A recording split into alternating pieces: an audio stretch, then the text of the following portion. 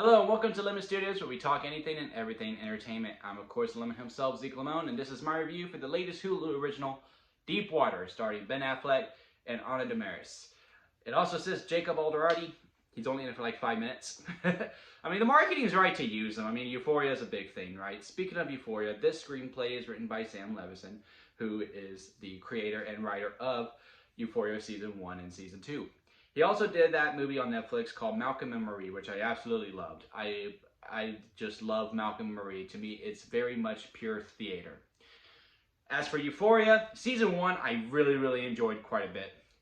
Season 2, I still overall liked it. It was a downgrade to me from Season 1. I talk about it in my playlist for Euphoria Season 2. You can watch that on the channel.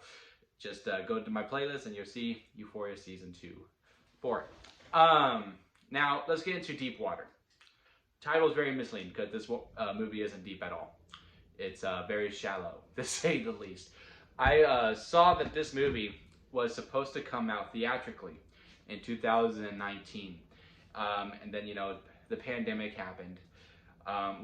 They started filming late 2019. It had to be held back because of the pandemic, and they just kept going through release dates, and they finally settled on February 2022 because not only was the pandemic happening, there was a merger of Fox and Disney going on at the same time as well, and then Disney just finally said, let's go put this on Hulu, and this was the right decision to make. If this movie would have came out in theaters, this would have been the very first movie that I have ever seen in theaters that I would have walked out of. Movie is very dull. It's very boring, and that's nothing to the actors. Ben Affleck and Ana de Armas and basically all of the supporting cast as well. They do great for what they are given. This screenplay is very shallow. This is not Sam's best work. I do think he's a better movie writer than he is a TV writer, but this wasn't his best day at the office for it. This is supposed to be an erotic thriller, and basically what an erotic thriller is, it's usually how there's a couple, one of them cheats, and either that person comes back or the person that they know the other person's cheating, they go and start doing killing sprees as well. But there's always a little mystery to it as well. Some of the time, the best ones usually don't. But that's basically what an erotic thriller is. This is very erotic, not a lot of thriller. And it's just that none of these characters are really likable with the way they're written. Again, Ben Affleck and Ana do the best they can, especially with Ana. Ana in this movie, so they don't really try to hide what this is, and you really have a hard time trying to get what this couple is, because they're married, but they sleep in separate bedrooms, which I heard is actually kind of normal. Weird to me, but whatever suits best for y'all's relationship. And she is a very touchy person, and she brings all of her guy friends over to these parties, flaunts them in front of her husband, and the guys are always just so normal talking to the husband. They know that's the husband, and they do all the deeds like when the husband is there. And I'm just like, what idiots. Like, if you're gonna cheat, at least give the respect of being sneaky, you know what I mean? And if you're a guy and you're like knowing you're cheating, you're sleeping with someone who is in a relationship, you're just the worst kind of person to me.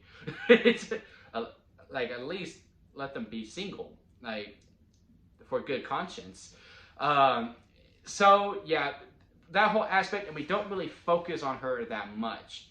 Like, she's given work to do. Like, I mean, she is co-lead with Ben Affleck, but we don't really get to understand the psyche of why she's doing this, or understanding. I have my theories. Maybe she gets off on him being jealous and all these things, and maybe that's the things that type of turn her on. Because there is also a scene when Ben Affleck's character, I don't know any of these characters' names, that's how dull the movie is, I didn't care to learn anyone. He actually tries to get back there and dancing with another girl, and that actually turned her on. So maybe that is something that she likes, but again, it's not really explained, and it just feels like, man, why are you doing this? And Ben Affleck's character is the one who does the killings, and they don't really try to hide it. They do try to hide it a little bit in the first half, and I wish they would have kept it hidden throughout the whole entire thing. And I wish it was just this big cat and mouse game. It was like, is she really cheating? Maybe it's just on his head. Maybe he's just really jealous. Because that's always a nice little story element that I really like. It's like when, like, oh no, she's cheating. Oh wait, no, she's not. Oh crap, and I did all these things.